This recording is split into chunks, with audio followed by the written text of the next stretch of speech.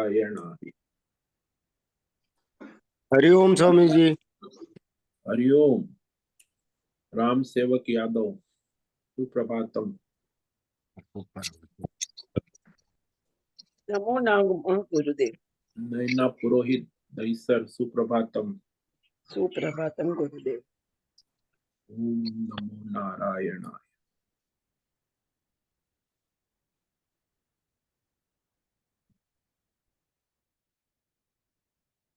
ओम नमो भगवते वासुदेवाय। ओम नमो भगवते वासुदेवाय। ओम नमो भगवते वासुदेवाय। ओम नमो भगवते वासुदेवाय। ओम नमो भगवते वासुदेवाय। ओम नमो भगवते वासुदेवाय। ओम नमो भगवते वासुदेवाय। ओम नमो भगवते वासुदेवाय। ओम नमो भगवते वासुदेवाय। ओम श्री परमात्मने नमो नमः। ओम गं गणपतये नमो नमः। ओम सं सरस्वती नमो नमः। ओम गं गुरुभ्यो नमो नमः। ओम सहना भवतु सहनौ भुनक्तु सह वीर्यं करवावहै तेजस्विनावधीतमस्तु मा विद्विषावहै। ओम शांति शांति शांति। सदाशिवसमारम्भां शंकराचार्यमध्यमाम् अस्मदाचार्यपर्यन्तां वन्दे गुरुपरम्परां। वन्दे गुरुपरम्पराम्।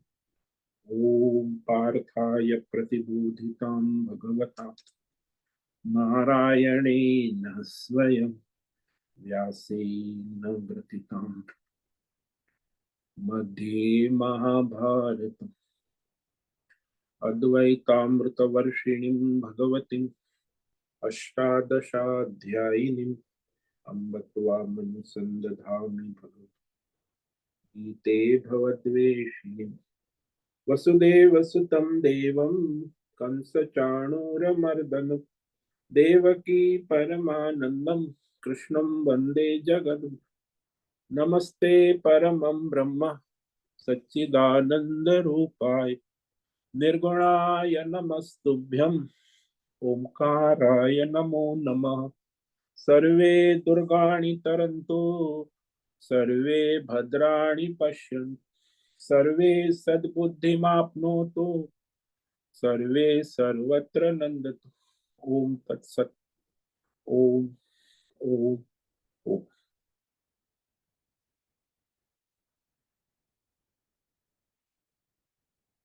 आप सभी ऑनलाइन नेटवर्क पर उपस्थित भगवत गीता श्रवण साधकों को आज प्रातः का अभिवादन, अभिनंदन, अभिवंदन। हरि ओम, हरि ओम, हरि ओम। हम सबको आज का यह दिव्य दिन तन मन धन जन देश काल विषय वस्तु परिस्थिति अवस्थाएं अध्यात्म भौतिक दैवी क्षेत्र व्यष्टि समष्टि सभी को अपने अपने पूर्व में अनंत जन्मों में किए हुए संचित पाप पुण्य धर्म अधर्म मिश्र कर्म के पके हुए फलस्वरूप वर्तमान में आज सभी को अपने अपने प्रारब्ध अनुसार परमेश्वरीय अचिंत्य योग माया के माध्यम से प्रसाद स्वरूप में प्राप्त हुआ है। अतः आज का यह दिव्य दिन परमार्थ हेतु निष्काम सेवा यज्ञ देव यज्ञ ऋषि यज्ञ पितृ यज्ञ मानवता यज्ञ भूत प्राणी यज्ञ सात्विक दान शारीरिक वाचिक मानसिक तप निष्काम कर्म योग ध्यान योग भक्ति योग ज्ञान योग साधनाएं स्वाध्याय वेद शास्त्रों का अध्ययन अध्यापन उपासना आराधना के लिए आज का दिन समर्पित करे। पुनः अत्यंत दुर्लभ मनुष्य जीवन को परमार्थ हेतु सार्थक करे और करवावे। आज विक्रम संवत 2081 कार्तिक मास शुक्ल पक्ष मार्गशीर्ष शुक्ल पक्ष की प्रथमा तिथि है 12:42 तक। उसके बाद द्वितीया लग जाती और आज ज्येष्ठा नक्षत्र है जो 3:44 तक चलता और मूल उसके बाद मूल नक्षत्र लग जाता है। और आज सोमवार है, शिव जी भोलेनाथ की आराधना उपासना का दिन और हेमंत ऋतु चल रही है। हेमंत यहाँ ऋषिकेश का रात्रि का न्यूनतम तापमान 5 डिग्री और दिन का अधिकतम तापमान 21 डिग्री। वायु की गति 5-10 किलोमीटर प्रति घंटा चल रही है। ईस्वी सन 2024 2 दिसंबर 2024 सुबह के 6:45 बज चुके हैं। कलयुग का प्रथम चरण 5125वां वर्ष 7वां वैवस्वत मनवंतर श्वेत वराह कल्प ब्रह्मा जी का 26वां दिन और 51वां वर्ष चल रहा है।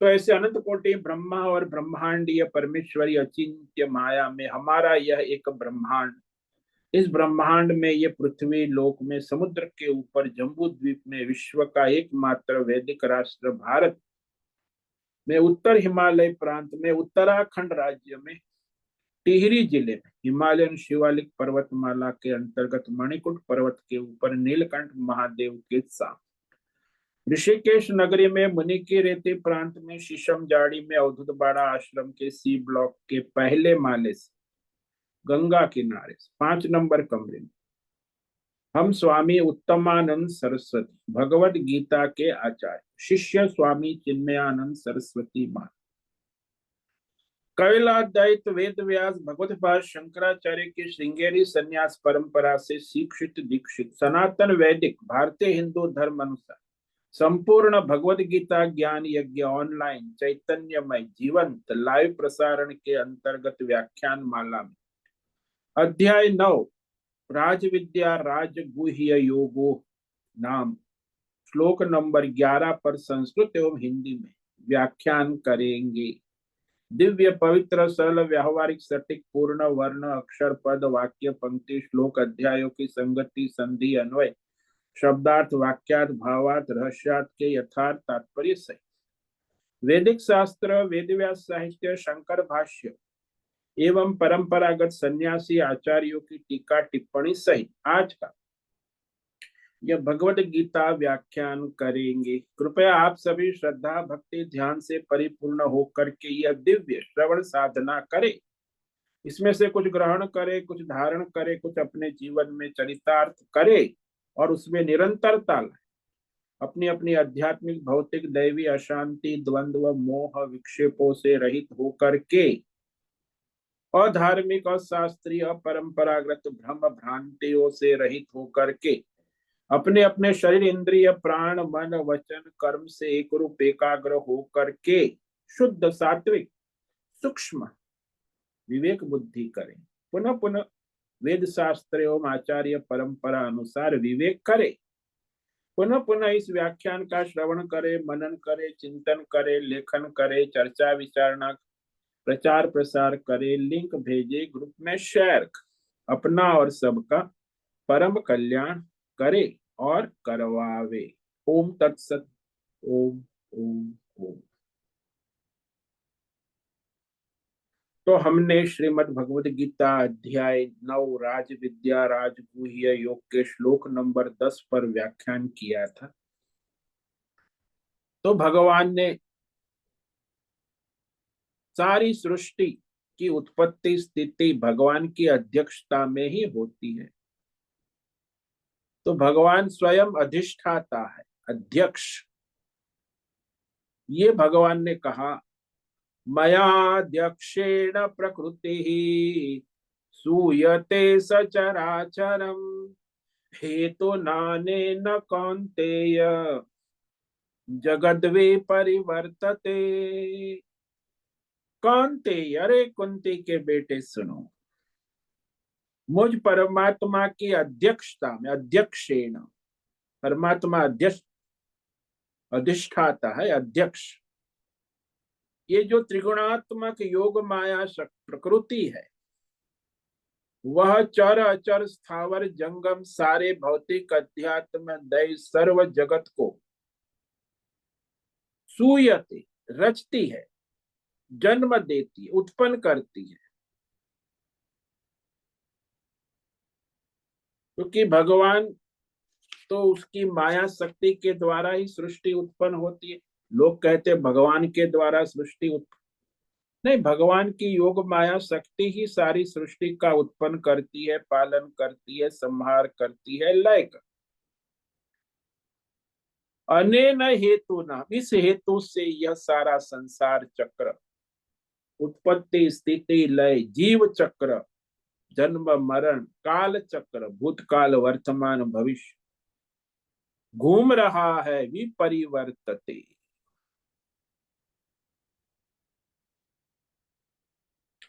तो परमात्मा साक्षी चैतन्य, न करता है न भोगता है, इसीलिए साक्षी चैतन्य का। जैसे लो चुंबक होता है, वह अपनी उपस्थिति मात्र से लोहे को खींचता है, उसके कोई प्रयत्न नहीं, चुंबक कोई प्रभाव नहीं होता लो चुंबक पर लोहे का। लोहे पर लो चुंबक का प्रभाव रहता है। तो परमेश्वर जो है वह परमात्मा प्रकृति है, न तो निवृत्त है न प्रवृत्त है, द्वंद्व रहित। सभी जीव जगत देवी देवता प्रकृति प्रवृत्ति निवृत्ति सब में होती, परमात्मा में न प्रवृत्ति है न निवृत्ति है। ये चक्र सारा माया में चलता है, उत्पत्ति स्थिति लय, पुनः उत्पत्ति स्थिति लय। जादूगरी में जादू के खेल की उत्पत्ति स्थिति लय होती, जादूगर में नहीं। जादूगर तो अध्यक्ष है, अधिष्ठाता है। तो इस सारे संसार का, माया का और संसार के सारे उत्पत्ति स्थिति लय का परमात्मा के सिवा और दूसरा कोई कारण नहीं। साक्षी चैतन्य एक ही है, दूसरा नहीं। कहोगे हमें कि भाई साक्षी चैतन्य दिखाता नहीं है, दिखता नहीं है। भाई आप साक्षी हो स्वयं, आप स्वयं साक्षी हो। जरा शांति से एकांत में बैठकर विवेक विचार करो, तो भी कोई साक्षी चैतन्य का अनुसंधान साक्षी है ना। भाई मैं साक्षी चैतन्य हूं, ये आपकी साक्षी चेतना तो स्वयं प्रत्यक्ष सिद्ध है सबको। दूसरे में भी चेतनता है, साक्षी चैतन्य है, ये भी अनुमान से हम अनुमान करते हैं।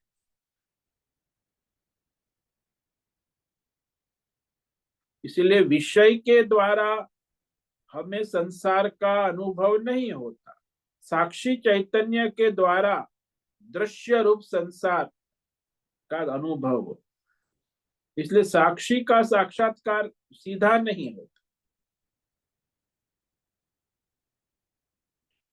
हाँ, एक ही जगह साक्षी चैतन्य का साक्षात्कार होता है, वह साक्षी चैतन्य मैं हूं।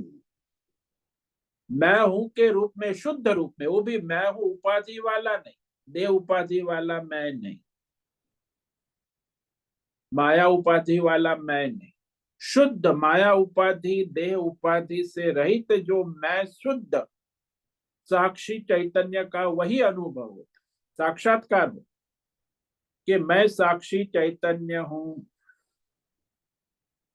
दो साक्षी नहीं होते हमारे अंदर, एक ही साक्षी चैतन्य, केवल एक। जन्म से मरण, जन्म जन्मांतर तक, भीतर बाहर सर्वत्र साक्षी चैतन्य केवल एक है और असंग है, उसे किसी का संग नहीं है। तो ऐसे साक्षी चैतन्य केवल सब में, सर्वत्र एक रूप में एक ही है। कई आचार्य नहीं मानते, कहते कि साक्षी इस यहाँ एक कैसे हो सकता है, सब में अलग अलग साक्षी है। तो कई आचार्यों का ये मत है। एक केवल साक्षी चैतन्य जिसके द्वारा ये व्यष्टि समष्टि प्रकृति चलती रहे।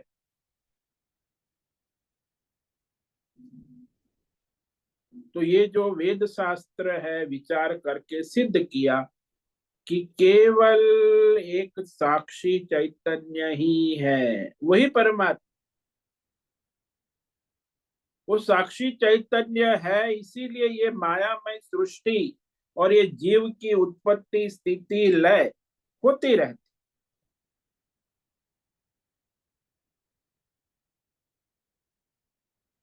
तो साक्षी चैतन्य के लिए और नहीं है कोई, वह तो स्वयं सिद्ध है।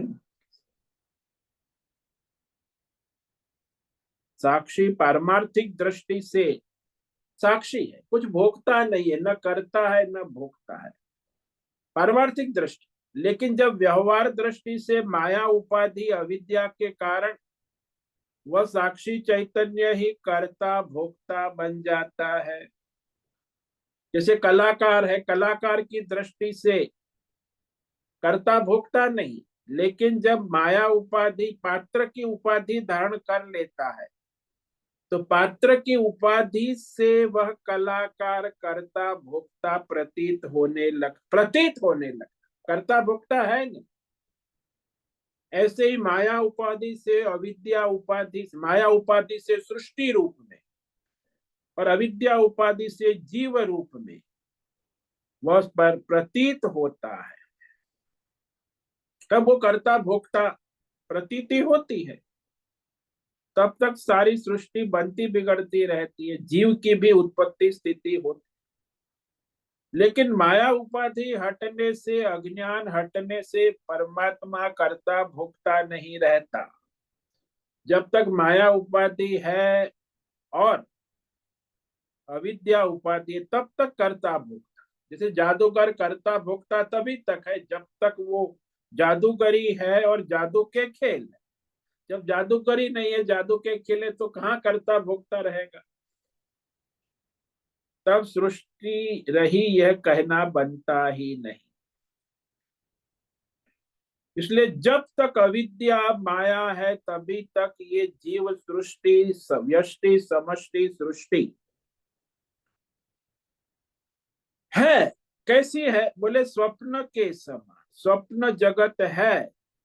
कब तक है, जब तक जागृत नहीं होते तब तक स्वप्न में है, तब तक स्वप्न जगत है।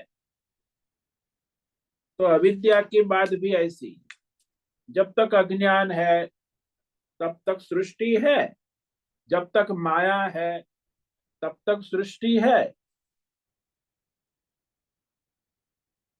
तो माया और अविद्या की निवृत्ति के साथ सृष्टि जो है वो नहीं थी, पहले भी नहीं थी, अभी भी नहीं है, आगे भी नहीं रहेगी। ये जो सारी सृष्टि और जीव प्रतीत हो रहे हैं, केवल माया उपाधि से अज्ञान के कारण ही प्रतीति हो रही थी, हो रही है और होती रहेगी। जब तक माया रहेगी अज्ञान रहेगा। जब किसी को ज्ञान हो गया, माया हट गई। माया में अज्ञान सर्वथा हटने से उस संसार की और मायामय संसार की और जीव की प्रतीति नहीं रहती, हट जाती। ठीक वैसे ही जैसे जब तक अंधेरा है थोड़ा थोड़ा, तब तक रस्सी में सांप दिखता है। जब वहां प्रकाश आ गया, बाद में सांप स्पष्ट दिखता है, तो फिर वहां रस्सी में सांप है ऐसा कह नहीं सकते। सांप है ही नहीं, सांप का हिस्सा कहीं बचा ही नहीं। सांप कहां से उत्पन्न हुआ, बोले अंधेरे से और रज्जू के अज्ञान से। वह नहीं था, फिर भी हमें प्रतीत हो रहा था। तो प्रतीत हुआ, ठीक है, कहां तक प्रतीत हुआ कि जब तक अज्ञान है, अंधेरा है, तो प्रतीत हो रहा था। इसीलिए हमारे ये जो संसार का कारण हमें दिख रहा है, जब तक अज्ञान है, अविद्या है, माया है, तब तक संसार है। इसलिए भगवान कहते हैं ना, अज्ञान के द्वारा आत्मज्ञान ढका हुआ है, इसीलिए सारे मनुष्य मोहित हो रहे हैं, माया में पड़े हैं। अज्ञान के कारण, अविद्या के कारण, प्रकृति माया के कारण तो जीव का जन्म मरण चक्र और सृष्टि का उत्पत्ति स्थिति लय आदि सारा चक्र, काल चक्र, संसार परिवर्तन हमें निरंतर प्रतीत होता है। वास्तव में वो है नहीं, केवल प्रतीति मात्र है। स्वप्न जगत वास्तव में है नहीं। जब तक जगेंगे नहीं, तब तक स्वप्न संसार की प्रतीति होती है। इसलिए जब तक अज्ञान है, तब तक संसार है। आत्मज्ञान में कोई जग गया तो फिर वो संसार की प्रतीति नहीं रहती, होती है तो मिथ्या है, असत है, ऐसा ज्ञान हो जाता। स्वप्न में स्वप्न को असत मिथ्या नहीं कह सकते, तो कहना भी मिथ्या है। स्वप्न में स्वप्न सत्य लगता, लेकिन जगने के बाद जो कहते हैं कि स्वप्न मिथ्या है, असत्य, वो बात विवेक पूर्वक। तो परमेश्वर ने जो ये हमें सोच विचार के पृथ्वी माया के सारे जगत को बनाती है, माया, और बनाने वाला तो अध्यक्ष है ना, परमात्मा है। परमेश्वर है, परंतु अपनी माया शक्ति से बनाता है। सर्वशक्तिमान, सर्वज्ञ, नित्य शुद्ध वाला, सारे जीवों की अंतरात्मा, वास्तविक सबकी आत्मा रूप में वही है। तो ये व्यष्टि समष्टि सारा संसार, चर अचर सारा उप में आभासित हो रहा है, प्रतिबिंबित रूप से। तो परमात्मा के कारण ही माया है और माया के कारण ही संसार है। ठीक वैसे ही जादूगर के कारण जादूगरी है, जादूगर के संकल्प के कारण, जादूगर के संकल्प के कारण जादूगरी है, और जादूगरी के कारण जादू के खेल है। परमात्मा ही मूल कारण है ना। तो ऐसे परमात्मा के बारे में अज्ञानी लोग उसे मानते ही नहीं, मानते नहीं, लेकिन अज्ञान में बने रहते। अरे भगवान भगवान ऐसा कुछ है नहीं। तो अब आगे के 2-3 श्लोक में भगवान यही कहते कि ये जो अज्ञानी मनुष्य है, वो भगवान की सत्ता और शक्ति को स्वीकार नहीं करते, अज्ञानी बने ही रहते, अज्ञान में ही पड़े रहते, माया के चक्कर में ही घूमते रहते, परमात्मा के विषय में अज्ञानी बने रहते। तो ये आगे श्लोक नंबर 11 में भगवान कहते हैं, अवजानन्ति मां मूढ़ा मानुषीं तनुमाश्रितम् परम भावमजानन्तो मम भूत महेश्वरम। भगवान कहते हैं कि मेरे परमार्थ प्रभाव को न जानने के कारण, यानी अज्ञान के कारण, परमात्मा की उपेक्षा करते हैं, परमात्मा को मानते नहीं है। भगवान भी खेद व्यक्त करते, इनके बारे में शोक करते कि अरे मेरे, मैंने उसको उत्पन्न किया और मुझे ही नहीं मान, मैं उसका पालन पोषण कर रहा हूं, फिर भी वो नमक हराम। भगवान खेद व्यक्त करते हैं, शोक व्यक्त करते, अरे सारा संसार में अज्ञान में पड़ा हुआ मोहग्रस्त मनुष्य परमात्मा को स्वीकार ही नहीं करता।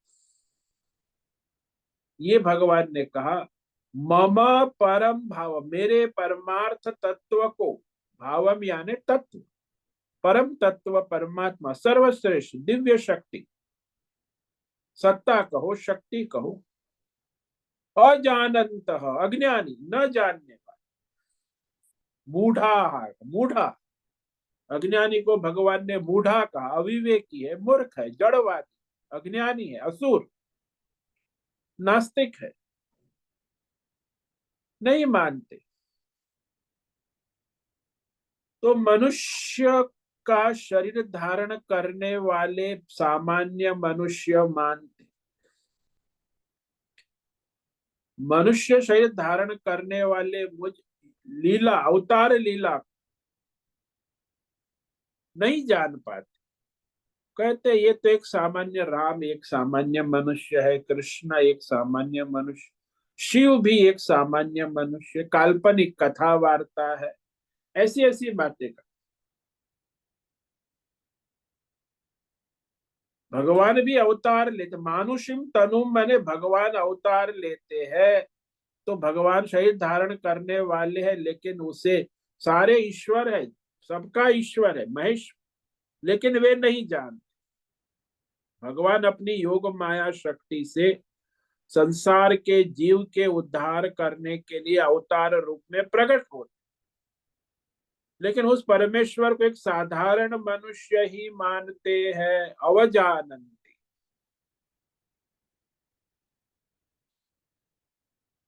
तो ये अधर्मी है, अविवेकी है, वो भगवान की सत्ता का स्वीकार, जैसे रावण है, कंस है, जरासंध है, शिशुपाल है, दुर्योधन है, भगवान वहां सामने है, फिर भी भगवान को नहीं मानते, कि अर्थ और काम में पड़े हुए ना, भौतिकवादी है, जड़वादी, वो भौतिकवाद में ही लगे रहते, अर्थ और काम, धर्म भी नहीं करते, इसलिए वो परमात्मा की सत्ता कैसे स्वीकार करेंगे। तो वह भौतिक और अध्यात्म और दैवीय मायामय स्थूल सूक्ष्म शरीर में अज्ञान से मोहित है, मोहग्रस्त, तो परमात्मा के तत्व को स्वीकार नहीं कर। यही भगवान स्वयं कह रहे हैं, अवजानन्ति मां मूढ़ा मानुषिम तनुमाश्रितम परम भावम अजानन्त मम भूतम महेश्वरम। संसार में सभी में महान ईश्वर रूप में जो मेरा स्वरूप है, विशेष परमात्मा तत्व है, उसे न जानते हो अज्ञान के कारण, माया उपाधि से भी भगवान की लीला है, उसे न जानते हो अज्ञानी, मोह माया से ग्रस्त संसारी मनुष्य भगवान का भी अनादर करते हैं, कि सामान्य मनुष्य मानते कि राम कृष्ण शिव भाई मनुष्य देह धारण किया हुआ अवतार है, तो परमात्मा के अवतार का अनादर करते हैं अज्ञान के कारण, जैसे रावण करता था, खुलेआम करता, भगवान राम का, कंस करता था भगवान कृष्ण का, जरासंध भगवान कृष्ण का अनादर करता था, शिशुपाल तो गालियां देता था, 100 गाली, भगवान ने कहा जब तक 100 गाली नहीं देगा तब तक मैं इसका वध नहीं करूंगा। शिशुपाल भगवान सामने अनादर कर, सामने ही, दुर्योधन भी भगवान सामने है फिर भी अनादर कर, नहीं मानता, क्योंकि अज्ञान के कारण उनकी बुद्धि ढकी हुई। तो जो आत्मज्ञान विवेक ज्ञान अज्ञान माया से जिनका ढका हुआ, आवृतम कहा, तो ऐसे जो रावण जैसे, कुंभकर्ण जैसे, ये सारे कंस शिशुपाल जरासंध आज भी सब जगह है दुनिया में, इसे मूढ़ कहा, अविवेकी अज्ञानी,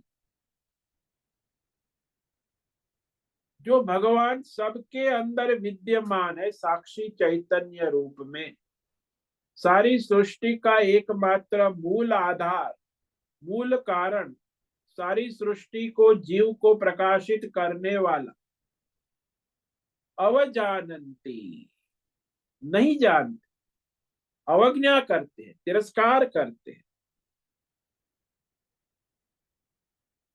कहते अरे अनादर निरादर तो इतना करते हैं,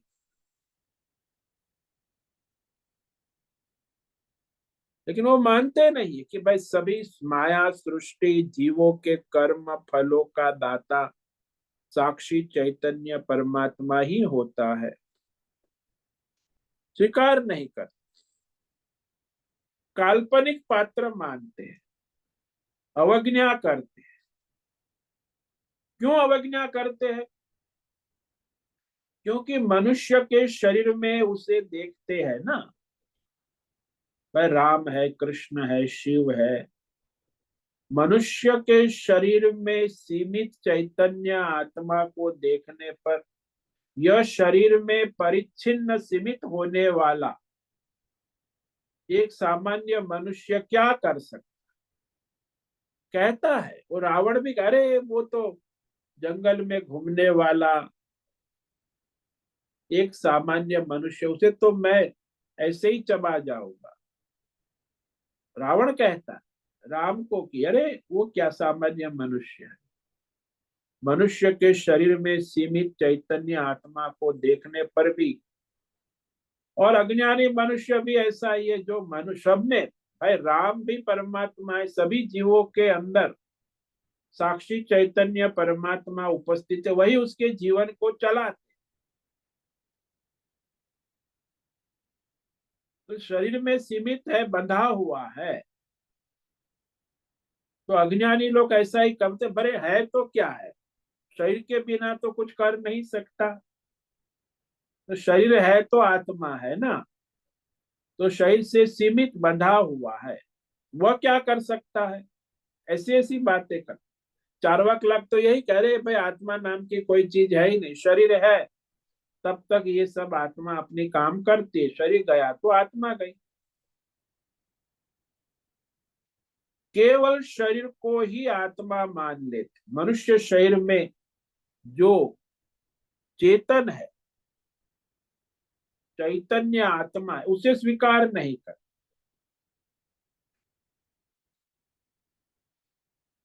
और मानुषिम कहा, विशेष रूप से कहा कि वेद शास्त्र का विवेक विचार मनुष्य ही करता है। वो भी जो धर्मात्मा मनुष्य है। धर्मात्मा मनुष्य वेद शास्त्र में सुनेगा, सत्संग करेगा, तब वो परमात्मा की महिमा समझेगा, माया को समझेगा, अज्ञान को समझेगा, जीव को समझेगा, भौतिक अध्यात्म दैव जगत को जानेगा। तो सत्संग करेगा तो कुछ विवेक होगा। वेद शास्त्र सुनेगा तो सृष्टि स्थिति लय का मूल कारण एक परमात्मा है, ऐसा विवेक होने की संभावना है। जो सत्संग ही नहीं सुनेगा तो उसमें विवेक कैसे हो सकता है?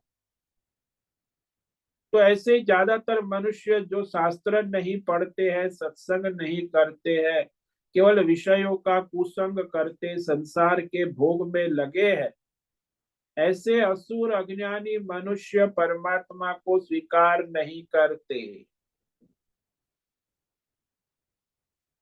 फिर भी वो स्वीकार नहीं करते तो परमात्मा नहीं रहेंगे।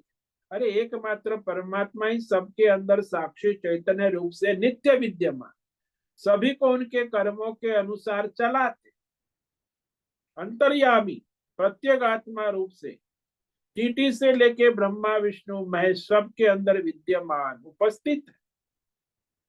लेकिन वो नहीं मानते। अज्ञानी परमात्मा की अवज्ञा करेगा ही, कहेगा अरे ये कैसे हो सकता। सभी मनुष्य के अंदर हम देखो परमात्मा कैसे हो सकता।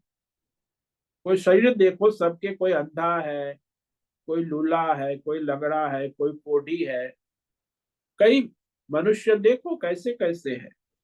शरीर देखो, शरीर में आत्मा कैसे हो सकती।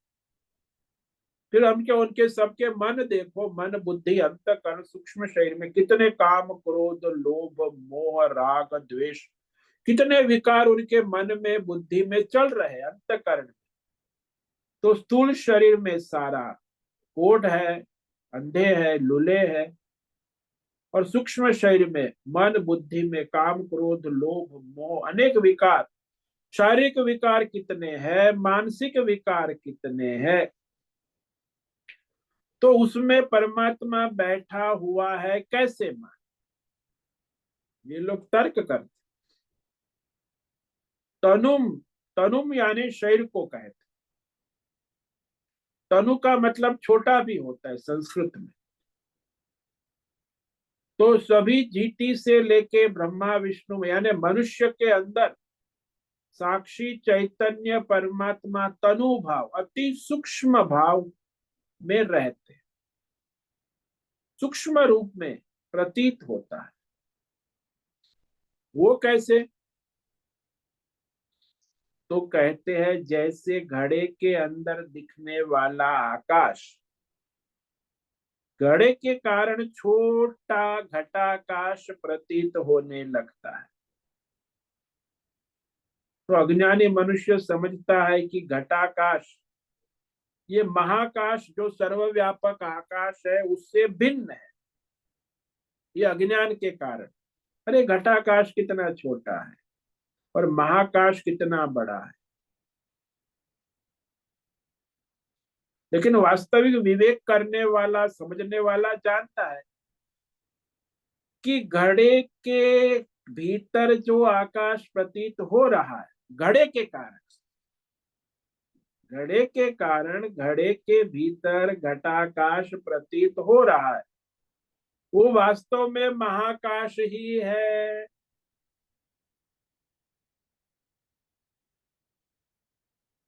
लेकिन वो नहीं मानते कि अरे तो छोटा है, इतने आकाश, ईश्वर तो बस जीव के अंदर बैठा हुआ है तो सीमित। सर्वव्यापक ईश्वर ही जीव उपाधि से साक्षी चैतन्य रूप में उसे चला रहा है, वो स्वीकार नहीं कर। दूसरा दृष्टांत ले लो कि दर्पण में हमें सूर्य का प्रतिबिंब दिखता है, दर्पण में दिखता है। ये समझने वाला जानता है कि सूर्य ही दिख रहा है, दर्पण में छोटा प्रतिबिंब प्रतीत हो रहा है,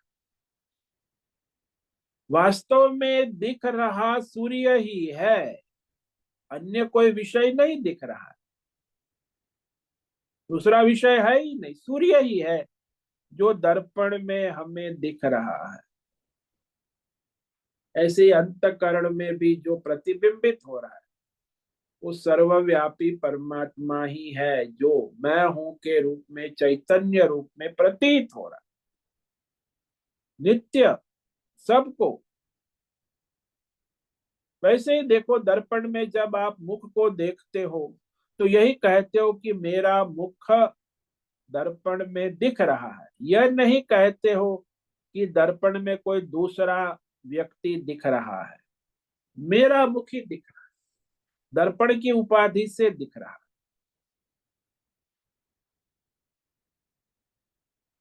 हालांकि दर्पण में जब हम देखते हैं तो दर्पण में दिखने वाला मुख पश्चिम की ओर देख रहा है और हमारे मुख के सामने पूर्व है, तो हमारा दाहिना हिस्सा है वह बायां हिस्सा दिखता है। इस प्रकार वहां दर्पण में भेद है। उसे देखते हुए भी यही मानते हैं कि निश्चय है कि यह मेरा ही मुख है और कोई नहीं है। तो ठीक इसी प्रकार अज्ञानी है, अल्पज्ञ है, अल्प शक्तिमान इत्यादि मनुष्य शरीर में दिख रहा है, साक्षी चैतन्य रूप से सीमित दिख रहा है, पर वह मनुष्य शरीर में स्थूल सूक्ष्म शरीर में दिखने वाला परमात्मा ही है। दर्पण में दिखने वाला चेहरा मेरा ही है, दर्पण में दिखने वाला सूर्य सूर्य ही है, घटाकाश घड़े में दिखने वाला घटाकाश महाकाश ही है।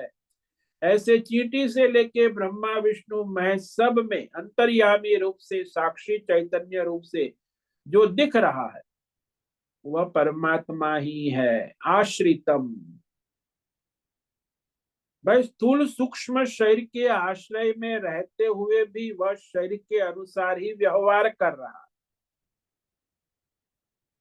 तो व्यवहार को देखकर भ्रम हो जाता है कि परमेश्वर नहीं हो सकता। बार बार विवेक विचार करें कि शरीर का व्यवहार आप देखते हो किसकी सत्ता में, आप सोचते हो किसकी सत्ता में। जब साक्षी चैतन्य मैं हूं तभी सब हो रहा है, अन्यथा नहीं पता लगेगा। यह जीव सदा ईश्वर से अभिन्न ही है, लेकिन वो अज्ञानी मानता ही नहीं।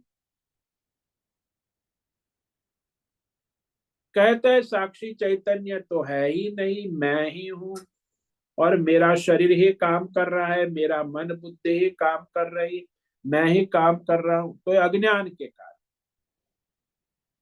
वो आत्म चैतन्य की उपस्थिति का स्वीकार नहीं करते और मानते हैं कि ये जीवात्मा है, लेकिन परमेश्वर से सदा भिन्न ही रहता है। जीवात्मा परमात्मा हो नहीं सकता, घटाकाश महाकाश हो नहीं सकता, दर्पण के अंदर प्रतिबिंब सूर्य हो नहीं सकता। अरे भाई, उपाधि के कारण प्रतिबिंब है, उपाधि हटा लो तो सूर्य ही है। ऐसे जीव उपाधि के कारण, शरीर उपाधि के कारण वहां वो उपाधि में प्रतिबिंबित हो रहा है तो वही साक्षी चैतन्य परमात्मा। तो ऐसा है क्यों नहीं मानते अज्ञानी लोग? तो कहते परम भावम अजानंत, परमात्मा का जो सर्वश्रेष्ठ परम तत्व साक्षी चैतन्य श्रेष्ठ परमात्मा भाव है, जो आकाश की तरह सर्वव्यापक, उसको नहीं मानते, नहीं जानते, नहीं स्वीकारते। जब उसे नहीं मानते हैं, नहीं जानते हैं, नहीं, इसीलिए उनकी बुद्धि में भ्रम हो जाता। ठीक वैसे ही जैसे महाकाश के स्वरूप को नहीं जानता समझता है, तो घटाकाश में उसे भेद दिखता है। अरे घटाकाश तो छोटा है, महाकाश तो बड़ा है। तो आकाश को छोटा, घटाकाश और महाकाश, उसमें भेद करता है कि ये तो भाई घड़े का आकाश है, ये कमरे का आकाश है, ये ऋषिकेश शहर का आकाश है, ये भारत का आकाश है, ये विश्व का आकाश है, ये ब्रह्मांड का। कितने भेद भ्रम! अरे भाई, आकाश आकाश है, उपाधि के कारण भिन्न भिन्न प्रतीत हो रहा है।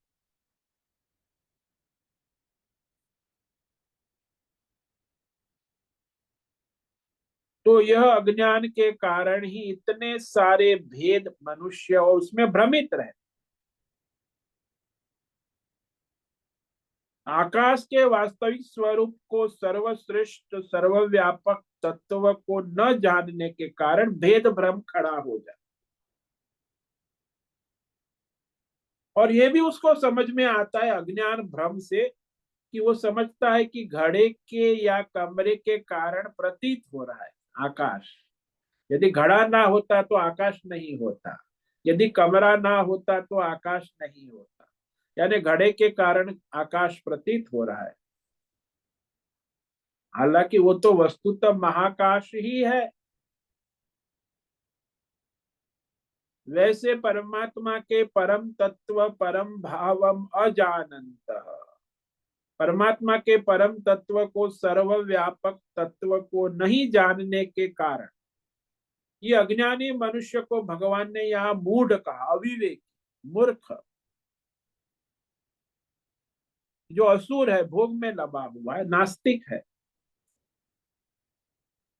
ऐसे मूढ़ मनुष्य परमात्मा को स्वीकार नहीं कर, मूढ़ मेरी अवज्ञा करते रहे, तिरस्कार करते हैं, अपमान करते हैं। मेरा परम तत्व क्या है, वो भी भगवान ने कहा यहाँ, भूत महेश्वरम।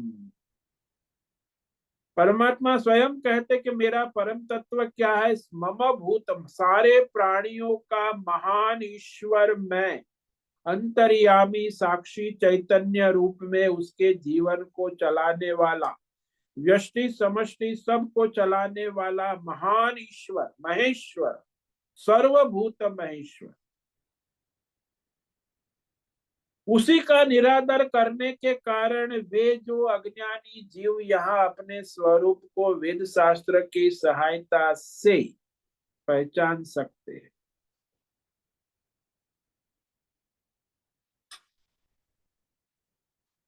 क्योंकि एक मनुष्य शरीर में जो आकर भगवान मानुषी लीला को देखकर भ्रम में पड़ जाते, परमात्मा को भूल जाते, शरीर और संसार की माया में मोहित हो जाते। ये मोह माया जो है मानुषी लीला को देखकर भ्रम में पड़ जाते। आजकल बहुत 90% क्या, बहुत सारे लोग ऐसे ही मोह माया के कारण परमात्मा को भूल जाते।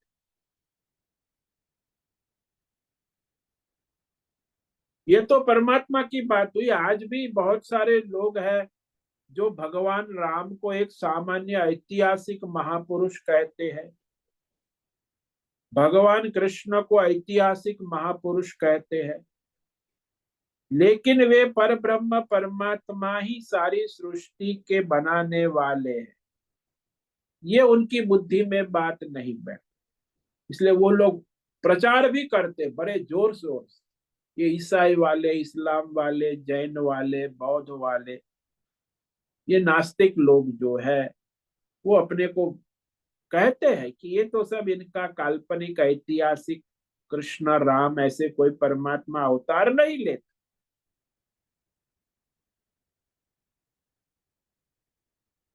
और वो लोग इतनी इतनी तर्क दलील देते ना कथा के अनुसार।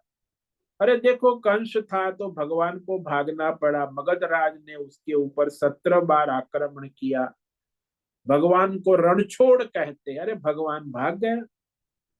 तो वैसे दुष्प्रचार बहुत चलता है। दूसरे कई लोग, जो लोग नास्तिक है, सनातन धर्म भगवान राम कृष्ण शिव को नहीं मानते, तो वो लोग दुष्प्रचार बहुत करते। क्या वे सर्वेश्वर हो सकते हैं? तो वो जो 14 साल वन में घूमने वाला लंगोटी पहनकर, वो क्या सर्वेश्वर हो सकता है? क्या क्या वो तर्क देते।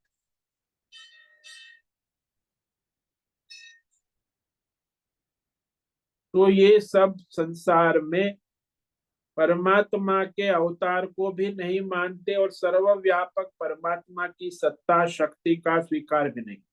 तो ये अवतार है भगवान का, व्यष्टि स्वरूप है माया उपाधि से, उसको भी नहीं मानते, और समष्टि सर्वव्यापक को तो मानते ही नहीं।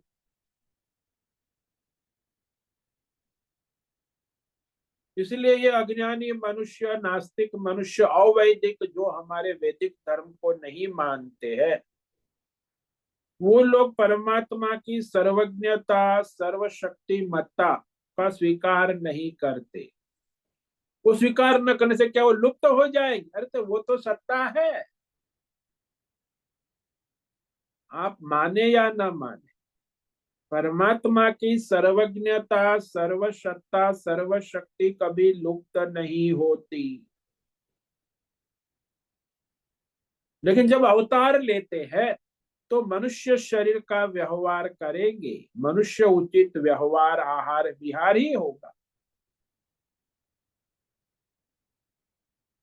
तो राम कृष्ण शरीर में समझ में नहीं आता है कि तब अपने क्या समझ, केवल रामकृष्ण के अंदर नहीं, अवतार के अंदर नहीं, सभी प्राणी चींटी से लेके ब्रह्मा विष्णु महेश में सभी को उनके कर्मों के अनुसार लीला करने वाले पर ब्रह्म परमात्मा ही लीला कर रहे हैं। रामकृष्ण को तो है अवतार रूप में, लेकिन ये सारी चींटी से लेके 84 लाख जीव रूप में सभी को उनके कर्मों के अनुसार लीला करने वाले परमात्मा ही है। सब लीला परमात्मा ही कर रहा है, लेकिन अज्ञानी मूढ़ उसे स्वीकार नहीं करते। परम भावम अजानंत। अब सबके अंदर अंतर्यामी रूप से, प्रत्येगात्मा रूप से, साक्षी चैतन्य रूप से, परमात्मा रूप से नहीं जानते, नहीं मानते। इसलिए क्या करते हैं, देखो फिर उनके कर्म कैसे होते हैं। जो परमात्मा की सत्ता को स्वीकार, तो उस पर भगवान कहते हैं, आगे इस श्लोक को आज पढ़ेंगे, कि फिर इन लोगों का जीवन कैसा होता है। जो परमात्मा, वेद शास्त्र, धर्म, कर्म नहीं करते, तो उनका ये श्लोक, आज के युग में 90% ऐसे ही मनुष्य रहते हैं। मोघाशा मोघ कर्माण मोघ ज्ञाना विचेतसः राक्षसीं मासुरीं चैव प्रकृतिं मोहिनीमिश्रिताः।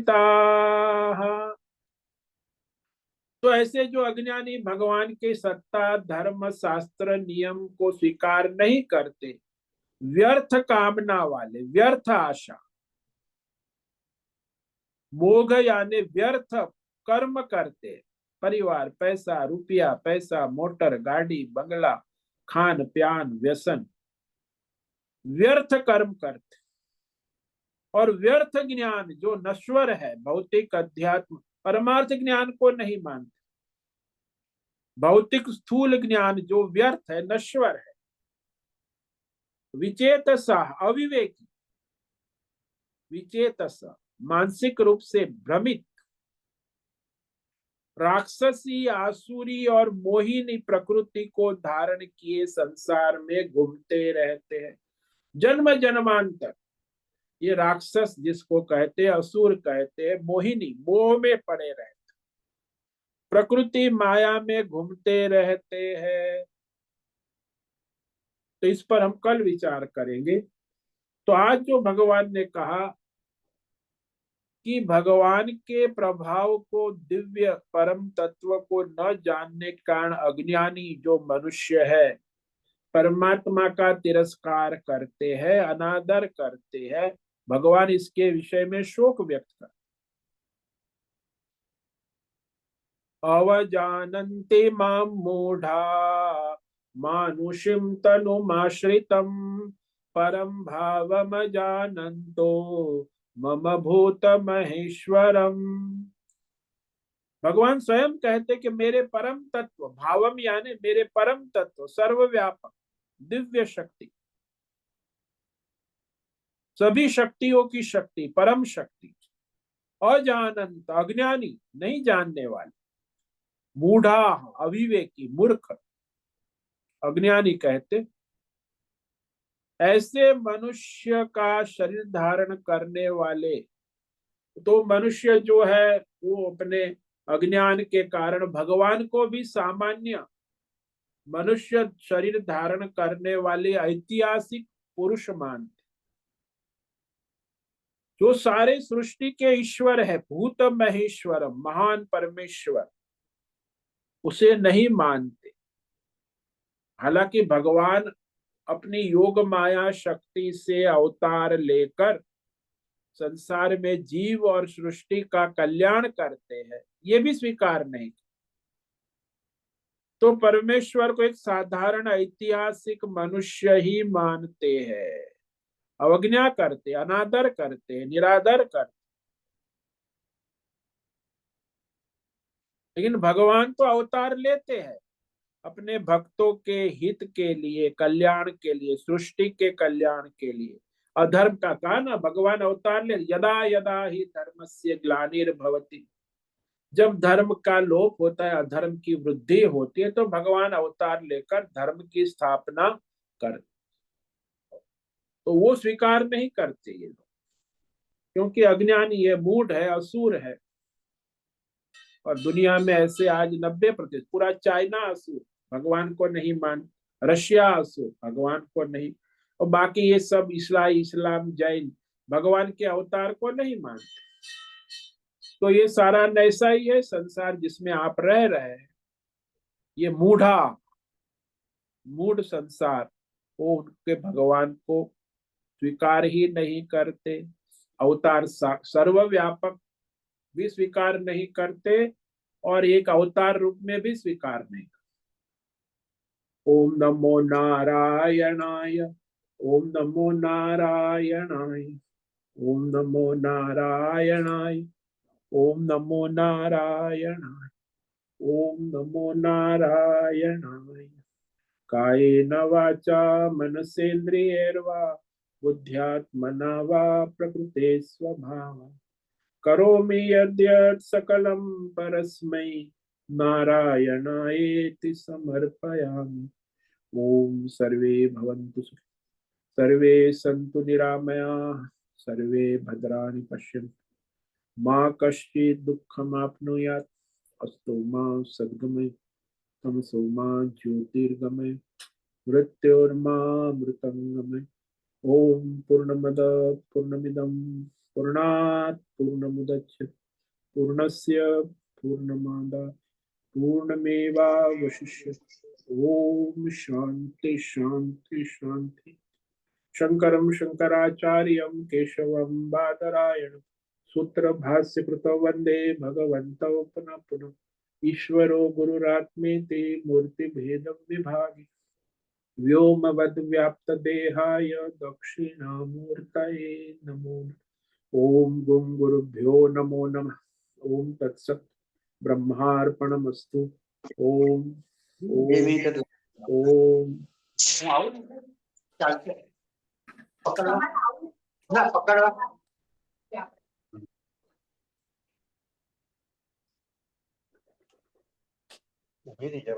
परीक्षा का छोड़ी दे એટલે તૈયાર કરવાનું. पंकज भट्ट તમારો ફોન ચાલુ છે।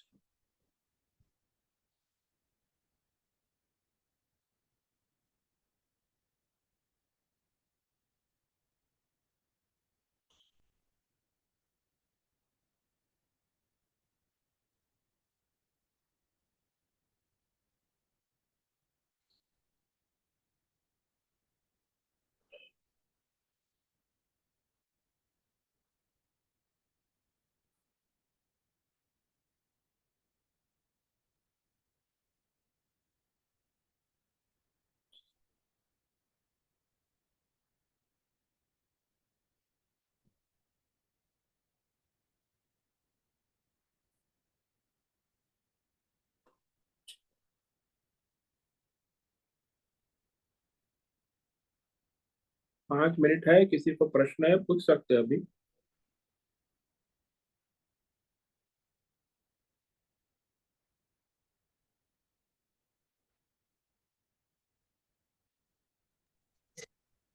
हरिओम हरिओम हरिओम स्वामी जी। हरिओम, बोलो बद्रेश। स्वामी जी, ये जो लोग नहीं मानते भगवान में, तो ये तो उनकी संचित कर्म कारण ऐसी बुद्धि है, जो उसका कर्म का यही फल है ना। हाँ, उनका ही पाप कर्म है, अधर्म है, इसीलिए उनकी बुद्धि वैसी अधर्मी है, इंद्रिय भोगों में जन्म जन्मांतर से लिप्त है।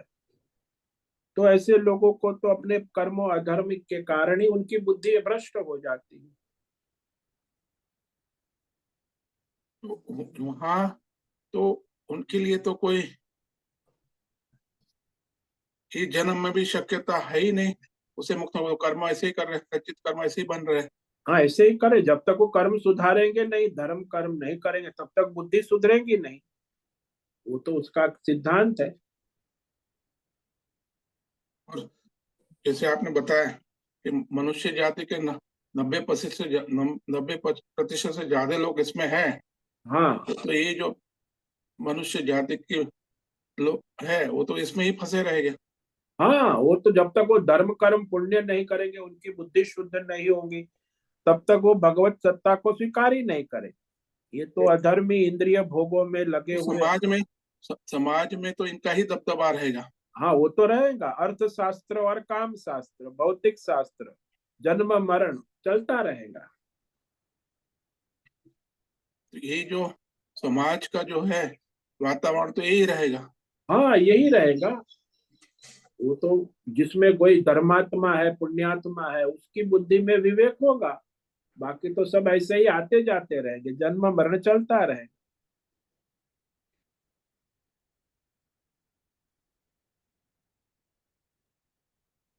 क्योंकि ये जो स्थिति है उसमें से अलिप्त रहना, साधना करना, वो तो विपरीत दिशा में हुआ ना। हाँ, वो तो आपका पुण्य है, आपकी श्रद्धा है, तो आपके परमात्मा शक्ति देता है। नहीं तो ये सब इस माया के चक्कर में भी, जैसे कीचड़ में भी कमल अपना सुगंध फैलाता है। हम्म। कमल को कोई रोक नहीं सकता। उसके पुण्य है, उसका संचित है, उसका धर्म है, तो वो इससे दूषित नहीं हो सकता।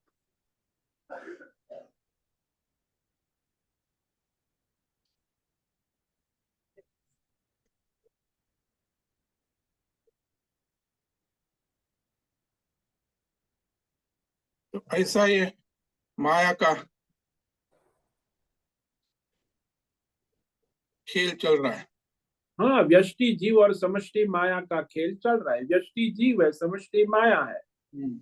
ये तो अनादिकाल से ऐसे ही चलता रहा है, चलता रहेगा। अभी जिसको परमार्थ की योग्यता है वो कर लेता है, बाकी सब ऐसे ही है। तो इसमें बहते रहना है बस। हाँ, वो सब अज्ञानता के कारण इसमें बहते रहना है हाँ, जीव। बस वो तो अज्ञान के कारण जन्म जन्मांतर चलता है। बड़ा विचित्र है। हाँ, तो वही ये लोग हा हा हो हे हो गया। यही तो उसकी पूरी जीवन चरित्र है, और है क्या। न धर्म, केवल अर्थशास्त्र और काम शास्त्र, भौतिक शास्त्र, बस यही तो सारी दुनिया पढ़ रही है। कॉलेज में स्टूडेंट को पढ़ाया क्या? अर्थशास्त्र और काम शास्त्र। धर्म शास्त्र तो कोई रुचि है ही नहीं। और मोक्ष शास्त्र तो परमार्थ में तो बहुत दूर की कौड़ी है। तो जन्म से मरण तक लगे रहते, उनको पता नहीं कि ये अर्थ पैसा इकट्ठा। अभी कल एक आया था, वो पूरी जन्म से मरण था। अभी वो अकेला है, तो उसने किराए के मकान में रहता था। तो अभी उसने 25 लाख का मकान ले लिया, तो वो मकान की चिंता होने लगी, क्या मैं मर जाऊंगा तो क्या होगा। अरे भाई, तू किराए में रहा है, अभी मेरे नाम का मकान हो गया। बस यही भौतिकवाद, जड़वाद। मेरे नाम का मकान और मेरा नाम, अरे नाम 3 पीढ़ी के बाद, क्या आपके परदादा का नाम आपको पता है? याद भी नहीं। 3 जनरेशन के बाद तो कौन किसको जानता है। 3 जनरेशन तो ठीक है।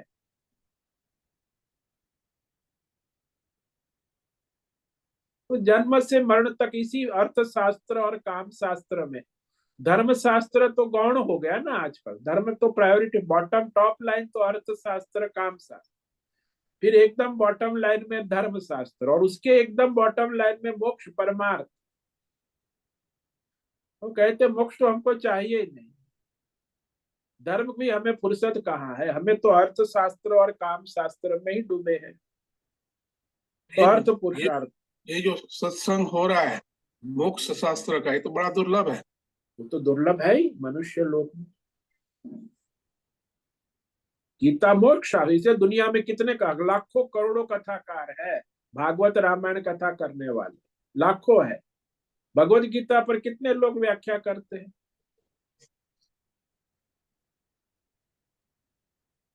तो दुर्लभ है ना।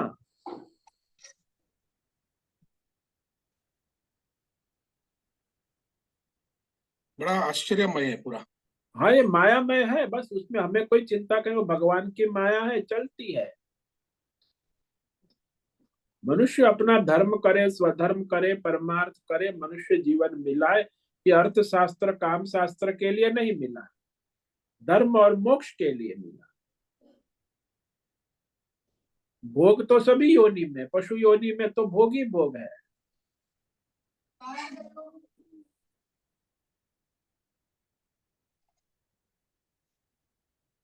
हाँ स्वामी जी,